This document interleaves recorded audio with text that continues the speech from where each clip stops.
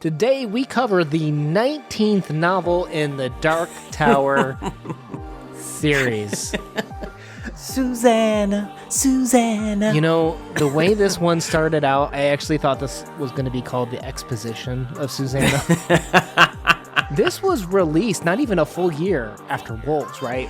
I don't think, it's the King's fault or anything. Now I place blame on it. It just feels very strange and out of place to how he lets a book open up and evolve to the reader. Well, and that's a good point, is the idea of feeling strange. This book is so divisive, even within the community. Like, there's people that absolutely love this book, maybe because of its strangeness, and we're going to get into that today.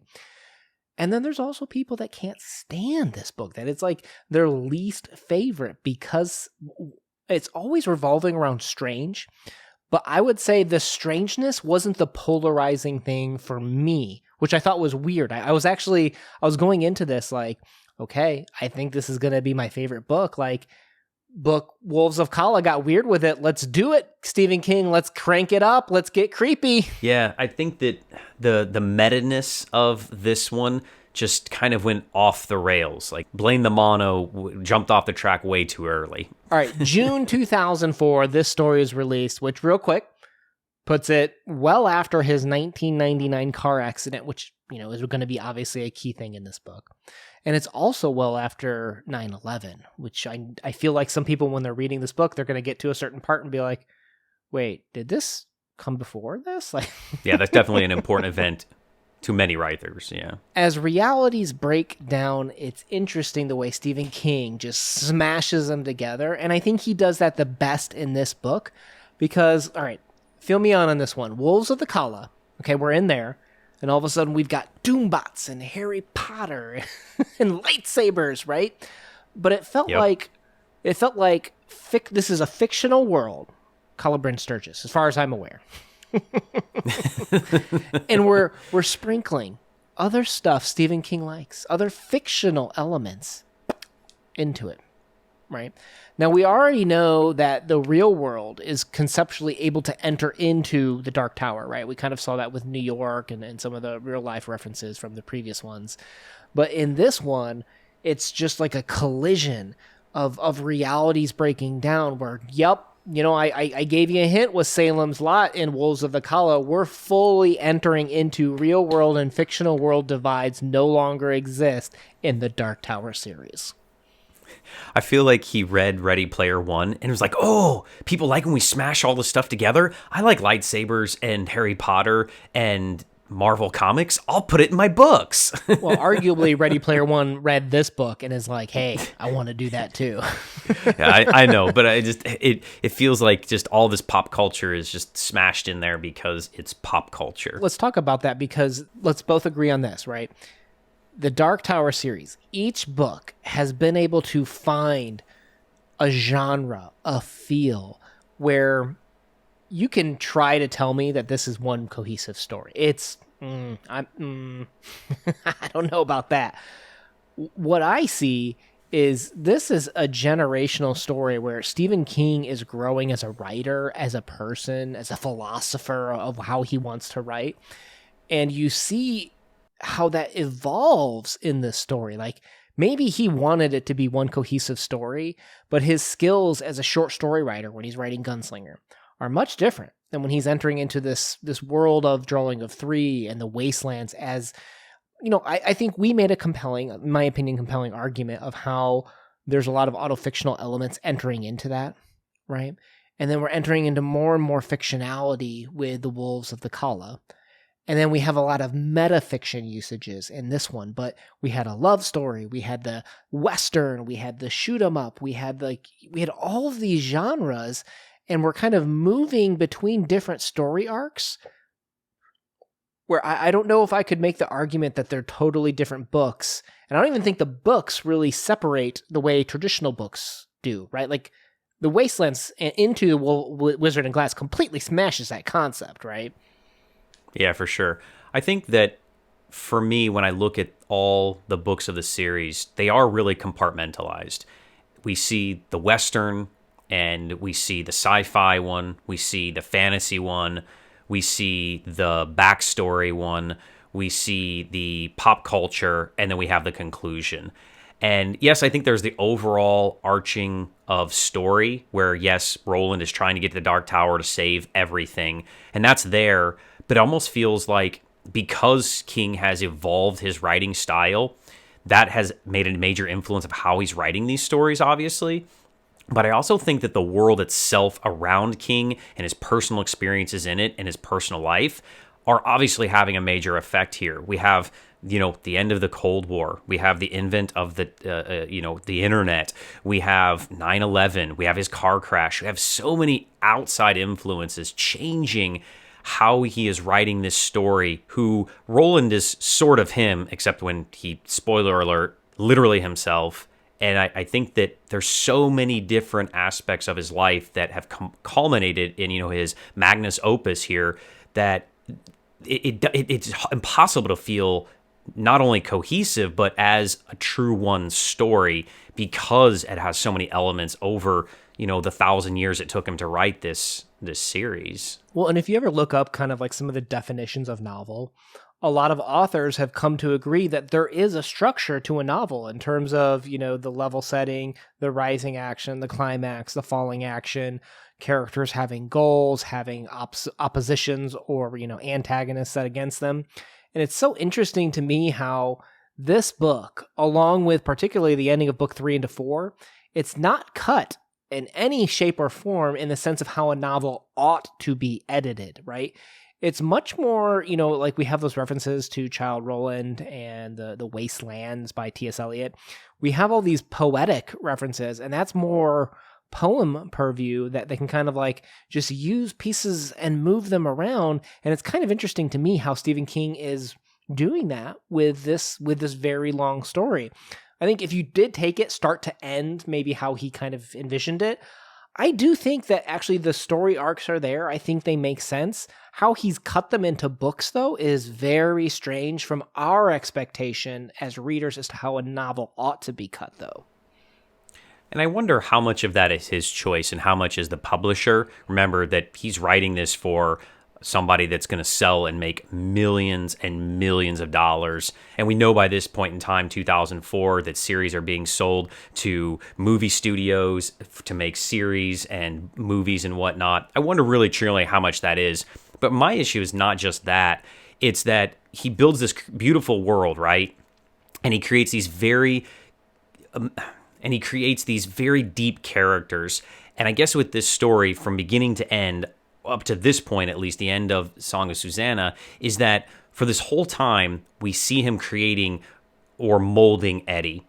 And the very first time that things kind of go south, Eddie falls to pieces. And I'm like, wait, what? Like, he's hardened him and he's made him so. And Eddie's like a bubbling mess for most of this book. And that just is totally disheartening because he threw off that childhood life. And like, he should have some grit, right? And to go save his wife and his, maybe possibly his child. And I guess just, and I guess it's too. He's not stepping into the fictional role that a hero is expected to in a traditional book, you're saying. Yeah. And then we have the kind of the role of Susannah, Detta, Odetta, Mia is, again, I think that King just struggles sometimes to write the female characters like a lot of male authors do. This whole time we hated Detta and now I'm rooting for her. It makes me feel dirty. I don't know about you, but I'm like, wait a minute. I'm supposed to hate Detta. She's a terrible person. She's a terrible character. She's supposed to be a villain bad guy, and now I'm empathizing with her. That's odd. It's very odd. I guess that's why this book feels so out of place. Maybe most people expect certain... So if we're going to the novel discussion, there are certain beats that are expected for a redemption, right? And we don't really see that with Detta, but she's placed into this role where she's flipping her character. And Eddie isn't stepping up to the character that he was kind of positioned to be. Again, I don't think it's wrong. I don't have the negative adversity to it that you do. But you're right that all the expectations that we have traditionally from beats of a story of how characters ought to behave, they're not doing that. And I think that's kind of, in my opinion, wonderful. I do like Okay. how Stephen That's fair. King is kind of having this meta conversation with novels and structure as a whole. And he's like, yeah, I'm not going to make my characters behave the way you expect the traditional hero to step into things, or how this character can't be redeemed. They can be redeemed without this traditional, plot structure that I put aside. I think it's kind of interesting the way that King is playing with the roles that characters play in fiction.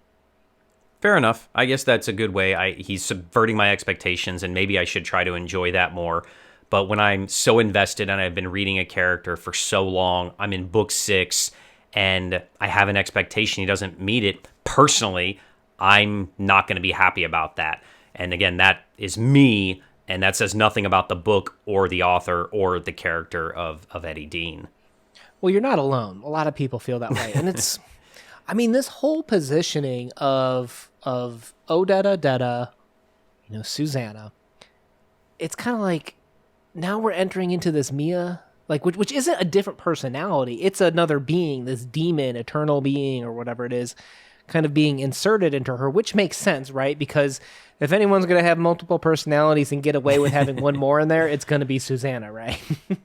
Yeah, she's broken enough to be able to deal with it. And I guess that's too, I kind of like, a little bit what he's done with her is, I guess, subverting expectations that Eddie was going to come in and be the hero, and we get more of a heroine story, which is kind of neat that Susannah, Odetta kind of work together and step up in this novel. And I like that. And we're going to see, the rest of this kind of play out in book 7 too. So I'm excited for you to finish it so we can have more conversations about, her character. Because to that point, I'm interested to find out, like, is Odetta the one that does creating? Is Detta the one that does destroying? And we learn that you need to have both to have like a complete life. It would be Yin and one yang, way I might take that character. Are these 3 personalities, the id, the ego, the super ego, and is he writing these 3 different characteristics of, the ideology of a person's identity from Freud? So, I don't know. Again, these characters are so complex, and I guess that's why I'm so passionate about it and like many people, they mean a lot to me because I feel like they've become part of my identity or my fantasy, reading experience. I love these characters. This isn't a new experience for us. Like, I think some readers, when they see how Stephen King inserts himself into the story, this is the first time they've seen that concept, right? We just did Slaughterhouse-Five, where they do that. We're currently reading Dead Souls from 1842, where the narrator acknowledges that the author will kill him if he gives away this information, that literally he's explaining things in chapters, right? Like, this concept of this breakdown between reality and fiction isn't necessarily new to us. So I'll say, that's one thing knowing about us as we go into that the shock of Stephen King being in the story, I'll speak for me, wasn't crazy. And I was actually looking forward to it because, like, they kind of hint it along the way here. And then when you finally, it's kind of like a lead up to finally meeting him. And I was like super excited to finally meet Stephen King. Is that how you felt going into that moment too? No, 100% not. Self-insertion is, a big tool that authors use. And if you Google self-insertion and you look it up, this has been done 30 or 40 times by very popular authors. It's done by comic artists and comic writers. It's been done by movies and TV series. And I guess I'd seen this so many times before. And if this is the big Stephen King twist, because that's one thing his novels are always known for, is there's always kind of that big twist or the big aha surprise moment. And this was, I felt, it of the book. To me, it felt a little lackluster. Like, I've seen this before. I've been there, done that. And I've seen it done better because I felt like he used it almost because it was popular or because it was a crutch for him to be able to say, oh, it's all happening because there's this guy writing this story in here. And you're like, wait, what? Okay, so it sounds to me like we are on different sides of the fence here. This is actually kind of interesting, right? So, okay, I was excited for this because while it is a tool that's been done before, I give you that, right? But it is usually done with a specific flavor. So maybe let's talk about how the flavor might be different here. Because the way that, so we talked about Vonnegut having just done that story, inserts himself, is he's meant to have this metafictional conversation where he's talking about that glorification of a fictional story, right? And it's the same thing with Stephen King, where he's inserting himself into the story as well. But what's different is maybe the way I'm heading into this moment is I was just like so excited. I really was, because I'm like, oh my gosh, these are my expectations. I'm like, Stephen King is the god of this world, right? He is the father. And they even mention how Roland kind of looks like Stephen King, even though I totally wasn't picturing that when reading this. Yeah, and they talk about how he kind of looks like him. And I'm like, well, okay, I get the play there that, Stephen King's his fictional father, if you will. I know Stephen Deshane is his actual father in the fictional world, but in the real world, which is breaking down with his fictional world, Stephen King birthed all of these characters, right? So I was really excited because I started to think before getting there, I'm like, okay, if Stephen King is the god of this world, kind of like he wrote another story similar, The Life of Chuck, right, where these characters all exist in someone's mind. He has complete control over everything. He is the one that, in theory, walking into this, was going to be responsible for their ka. He put their design in there of this is how they go about doing things. For why time slips, right? We have Stephen King not being consistent about when he's writing the story. We have real life events, things that he forgets. Because remember, there's several parts where we kind of called out blips in the Matrix. I'm like, oh, this explains a lot of that. But I'll say this. So I was super excited going into it. When we actually met the Stephen King, I guess that's my own expectations.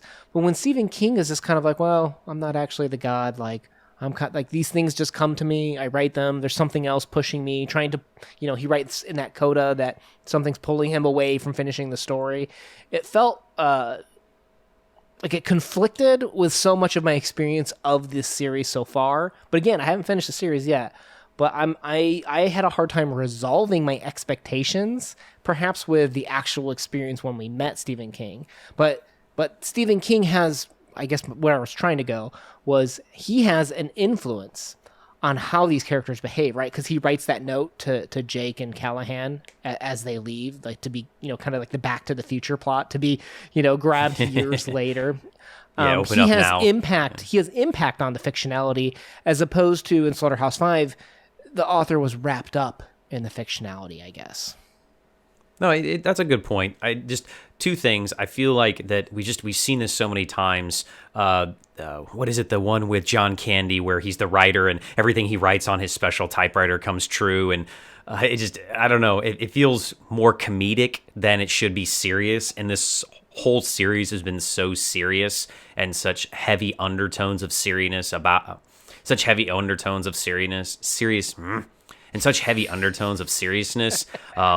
with identities and, religion and ka and the meaning of life and family and love and everything.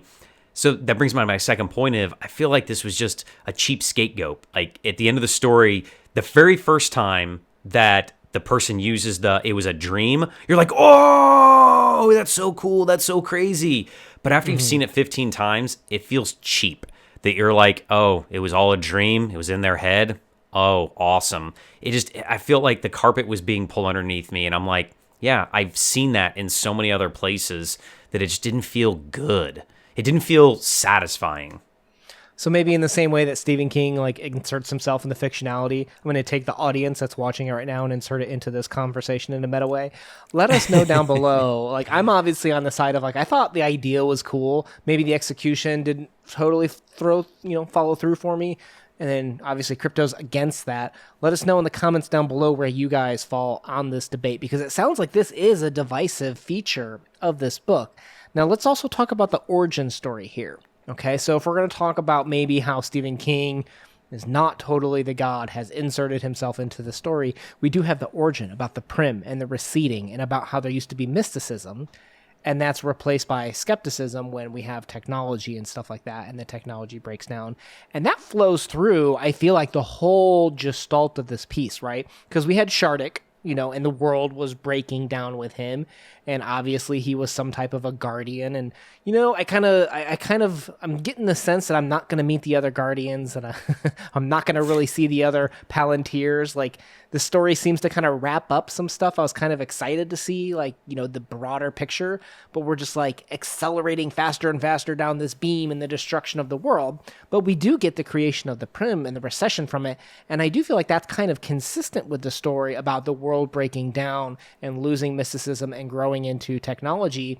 That goes into, we've talked about this in Drawing of Three, in Wastelands, and Wizard and Glass, about how the churches are breaking it down, about how, Stephen King's obviously more afraid, I guess, of religion at a younger age, but he's almost kind of revealing to us the design of this all along with this creation story that I thought was kind of consistent with the rest of these books so far. Yeah, I guess for me in this story, I think about it as like, and let's use the Wizard of Oz reference from kind of the whole series, right? That he's having everything bleed together. In the Wizard of Oz, when you pull back the curtain and you just see it's some bumbling dude, it loses its luster and allure.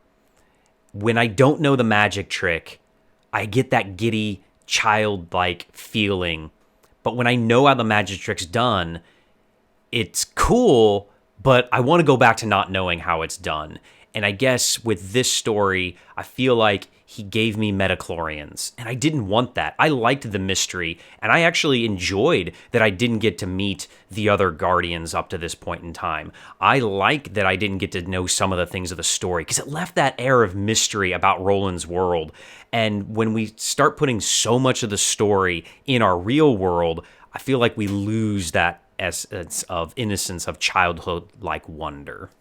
Okay. So I guess, and I don't want to say you speak for the entire audience of the people that dislike the fact that King, so much of that King fictionality breakage is ruining what sounds to me like your expectations or imagination of what the rest of this world could look like. By having a real world influence, it's taking away from the imaginative elements of this world. Is that what you're saying? Yeah, when I read these books, I want to go to a fantasy world. I want to be more in Roland's world, and I want to be with the gunslinger and the guy that has guns and magic and doombots and all that. I want to be in his world. I don't want to be in 1999 New York. I've never been to New York City. I would love to go, but I don't want to be there. I want to be in this other world where I can go to places with magic and demons and, people can learn to shoot faster than the eye can see. I feel like it detracts from what he set out in the beginning of creating this fantasy world and roots it too much in reality. And it breaks the suspense of, fantasy for me.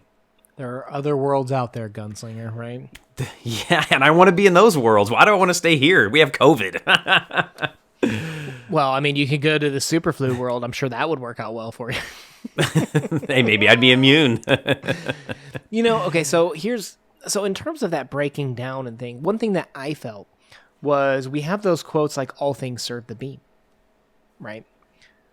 What does that quote mean when we compare to... Now, I don't know what word to use because I'm going to use the word side quest, which I think is I think it has too much of a pejorative force behind it because I enjoyed Wolves of Kala greatly, right? But the fact is, they're not serving the beam, right? Like the whole point of that was like, okay, so we got Black 13, right? That Palantir, the fact that, Sauron, aka the Crimson King, can see through this and see through everything. I enjoyed that piece, but like, okay, what's he gonna do with it, right? Because that's the only thing that really happened besides Susannah left with the pregnant baby. And unfortunately, with her just kind of having the baby at the end of the story, with them burying the Palantir, Black 13, underneath the 9/11 thing, which, again, I'm not really sure why that was put there in that story. It was hard for me to understand what that purpose of that was. That buries that side quest so well that I'm like, unless Callahan is like super interesting or relevant in the last book, I feel like I'm like, not all things serve the beam in these two stories. And side quests are supposed to be the most favorite, right? This is where you get all the extra gear and loot to get ready for the final battle. That's and I think we've kind of done that, right? We got the plates and, our party is broken and we got to come together stronger and better. So I think that it serves a purpose for the overall arc of the story, but it does feel like, you kind of question it a little bit of that. is this offshoot story going to serve any purpose for the greater good? And I think that you might see some of that in book 7. No spoilers. So, what do we think about Stephen King's coda at the end? He's basically applying criticism to himself. And I don't know if you can really do that. You have the whole author is dead argument. You have, authorial intent. And here is authorial intent literally inserting itself into the story, but not as a legitimate piece of nonfiction. This is still fictionalized to fit into the story in terms of how he felt, maybe a little bit about, the dates, I don't think they're that specific, but more specifically how I think All Things Serve the Beam, he talks a little bit about all of these stories with like this filter of almost self-serving, how he was late to write some of the story, how he made certain choices. Like it felt to me like, I don't want to say excuses, but it was very self-serving to offer critique of yourself and your story and inject it into a fictional delivery. I thought that was rather interesting. That was actually probably my favorite part of this book. Definitely my favorite part of the book, and I want to refer back to Wizards and Glass, and in the afterwards he wrote in there, I have written enough novels and short stories to fill a solar system of the imagination, but Roland's story is my Jupiter, a planet that dwarfs all others, a place of strange atmosphere, crazy landscape, and a savage gravitational pull. Dwarfs the others, did I say? I think there's more to it than that, actually. I'm coming to understand that Roland's world, or worlds, actually contain all the other of my making. And I think that includes our world too. I think that it includes what he has experienced in this life. And I think that you can look up online that he takes what really happened to him sitting in his office with his employees as he's crushing these last 3 books and trying to get them out there for the fans, because he's receiving letters, he's receiving death threats, he's receiving, people begging him saying, I'm 80 years old, you're my favorite author, will you please finish this series for me before I die? It's my dying wish. Yeah. And I think that have a heavy impact on him in conjunction with what has happened with him almost dying in 1999, that he doesn't want to leave his greatest works unfinished for his fans. And you can go online and look up, and they have they put it like in a 2-column notes, and they show what's in the coda and what actually was in real life and how much it influenced. And it's pretty incredible that a lot of it's really close to fact and very little fiction. I mean, a few things are changed, I think, for namesake. But other than that, wow, how much he felt pressure for this. Oh, absolutely. But that's the problem, too, is that it's not 100% fact, and it's not 100% trustworthy either, which is what I think is interesting, too. He can bend the self-serving aspect of this just a little bit, and it kind of will, I think, play a little bit of a bigger role than in the purview of true nonfiction writing of what was all happening in the greater gestalt of things. We're just getting the small little sliver to almost serve what he wants at that point in time, which is rather interesting, but I don't think I can rely on it. I mean, I think it's like 95% true, right? But I think there's that tint on it, right, which doesn't quite work, and it can't quite be considered nonfiction elements, and it is part of a fictional part of the story in a sense. Oh, for sure. And again, and be careful going on those websites, because they do talk a little bit about book 7 as well. And in the end of book 7, he has another little chunk of information, like he does at the end of all of his books, where he gives some personal insight and tidbits. And I think he kind of nails it a little bit there as well. And we can talk about this more. So I'd like to come back to that and address this issue of the self-insertion and the coda and what it means to the overall Dark Tower series, because it is very impactful and it's something that is very unique. And I think maybe why we both enjoyed it so much on this book. So here's an important question. Okay. So we're on different sides of the fence, but I don't know if we disagree, because I would put the Song of Susannah on the weaker element of this series that I've experienced so far. Again, I don't have the full picture because I've never read the last one, right? And I know that sometimes even on rereads, you'll pull out things that you didn't see on your first read that may, elevate where this book sits. But for me, I'm putting this one lower on the Dark Tower list of like what were my favorites. This has definitely been on the lower side in terms of how I've enjoyed this story. Now that raises the next question is, one is how much did you enjoy it? But also, as we talk about side quests, I feel like I might have been a little bit remiss about how we put this, because while a lot of this is side and could have been wrapped up or changed differently, I don't know if I would say that this book could be omitted. Like, I still think there are things that are required from a story perspective, even though his novels break up the story very differently than how we expect.